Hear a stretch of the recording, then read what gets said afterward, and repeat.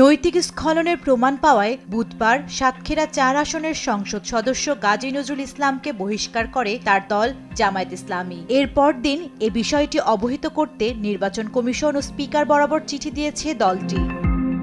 প্রশ্ন উঠেছে, বহিষ্কারের পর গাজী নজরুল ইসলামের এমপি পদ থাকবে কিনা। এ নিয়ে জামায়াতের সহকারী সেক্রেটারি জেনারেল হামিদুর রহমান আজাদ জানান, সংসদ সদস্য পদের বিষয়ে সিদ্ধান্ত নেয়ার এখতিয়ার এখন স্পিকার এবং নির্বাচন কমিশনের। আইনের ব্যাখ্যা কি হবে এটা ওনারা ঠিক করবেন। উনি তো আর এখন স্বতন্ত্র হয়ে যেতে পারবে না, উনি তো দলীয় ছিলেন, দলে যেহেতু নাই, এটা কি হবে আইনের প্রয়োগটা সেটা ওনারা ঠিক করবেন। সংবিধানের ৭০ অনুচ্ছেদ অনুযায়ী দল থেকে পদত্যাগ করলে বা দলের বিপক্ষে ভোট দিলে আসন শূন্য হওয়ার বিধান আছে। তবে দল বহিষ্কার করলে এ বিধান সরাসরি কার্যকর হবে না। ফলে গাজী নজরুল ইসলাম নিজে পদত্যাগ না করায় তৈরি হয়েছে আইনি জটিলতা।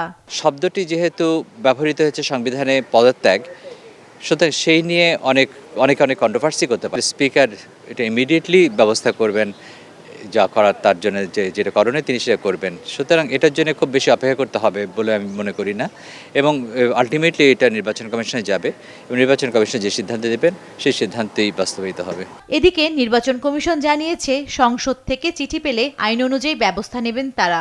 কোনো পার্টির মধ্যে থাকলে আমার যতদূর মনে পড়ে, আমি যতদূর বুঝি, নির্বাচন কমিশনের এর উপর খুব একটা করণীয় নেই, যদি না পার্লামেন্ট থেকে এটা রেফারেন্স হয়। এ বিষয়ে জাতীয় সংসদের চিফ হুইপ জানান, সাংবিধানিকভাবে স্পিকার সিদ্ধান্ত না দেওয়া পর্যন্ত সংসদ সদস্য পদে বহাল থাকবেন গাজী নজরুল ইসলাম।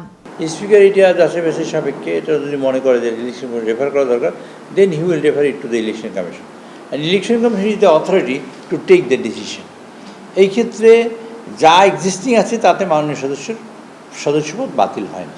এমন আইনি সংকট সমাধানে সংবিধান সংশোধনের সময় বিষয়টি গুরুত্ব পাবে বলেও জানান চিফ হুইপ। জান্নাতুল মোহনা, দেশ টিভি, ঢাকা।